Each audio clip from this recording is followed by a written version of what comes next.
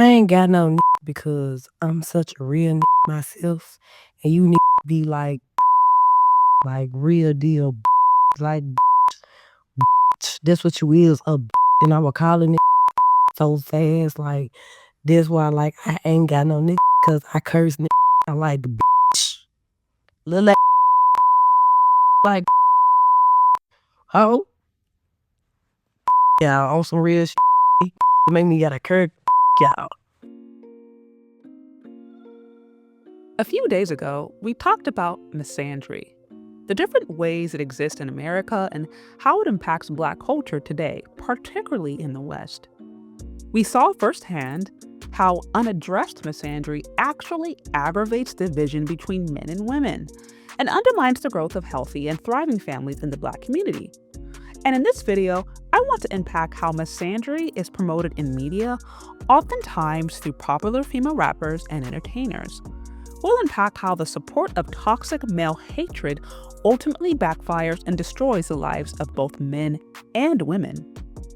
Take, for example, Glorilla, who obviously had nothing positive to say about men in this video. This is a clear-cut example of misandry, and the easiest way to tell is by doing this simple test. Flip the genders. Anytime you question if misandry is at play, switch the genders and see if the logic still applies if that rhetoric were to be applied to a woman by a man. In this case, no.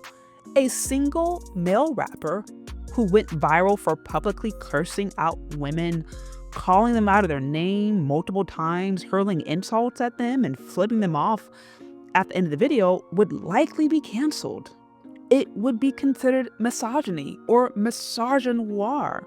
So based upon that evidence, we can conclude that this is definitely a classic case of misandry.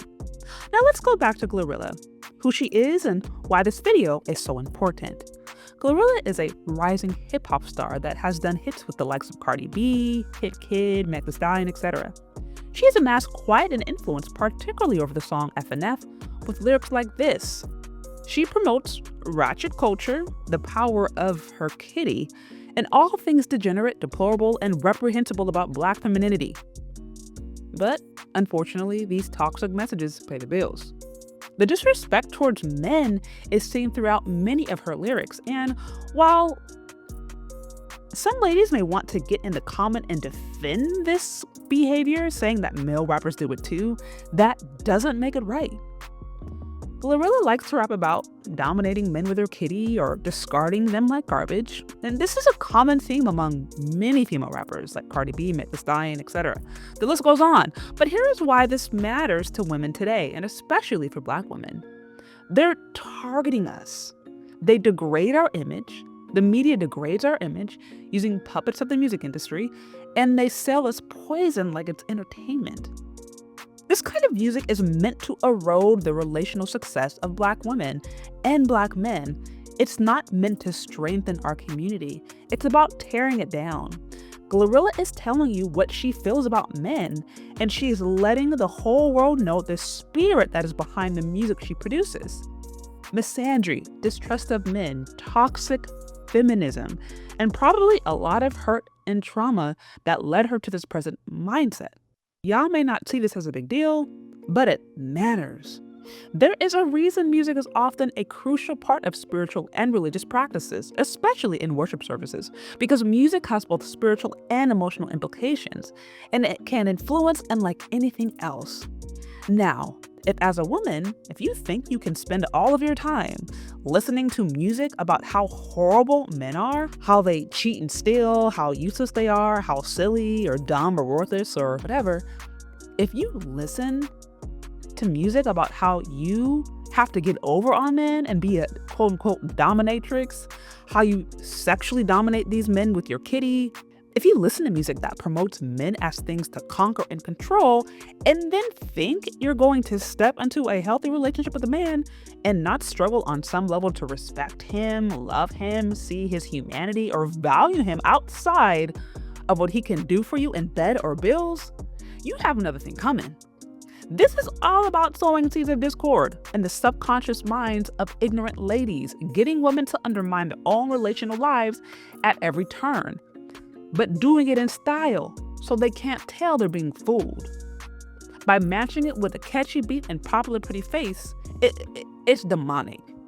And the whole culture that's promoted along with this is also ruining the love lives of ladies. I saw this clip from Life is Spiritual that offers up a unique perspective on why women have a hard time pair bonding after sex with multiple men. In this video, they explain microchimerisms after sexual intercourse, a theory that exists in the scientific world but is lacking concrete evidence.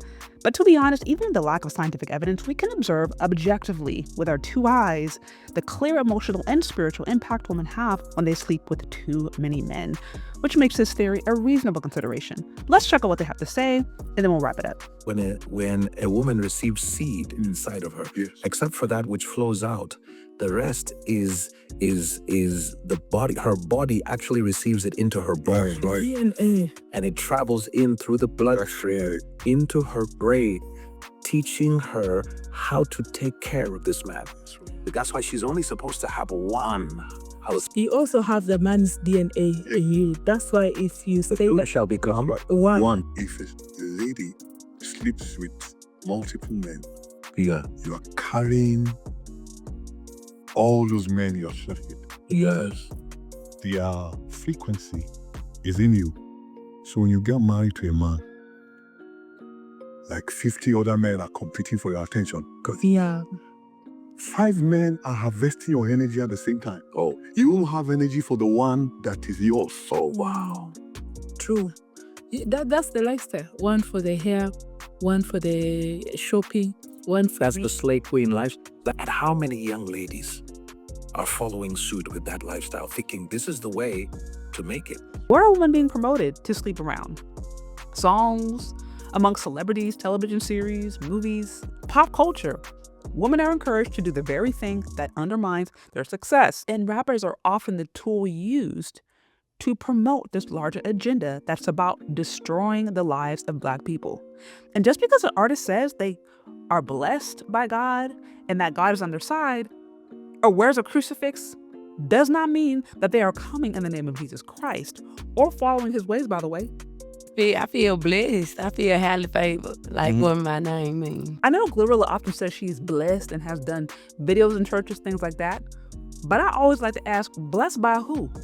If a person's lyrics are filled with blasphemies and promote behavior that dishonors God and his natural order and reflects zero godly principles, then we have to conclude that a person is likely serving another God, one who's behind all this toxic nonsense. So don't get confused by the paraphernalia or the signs. You got to look at the fruit. You got to look at the actions. If you want success in your relationship life, do the opposite of what these women are saying and doing and showing you. Do the opposite of what these rappers promote, and you might actually have some success. But what do you think? Do you agree or do you disagree? Let me know. Leave your questions, comments, concerns in the comment section below. Thank you so much for listening if you've gotten this far, and we'll talk later. Bye.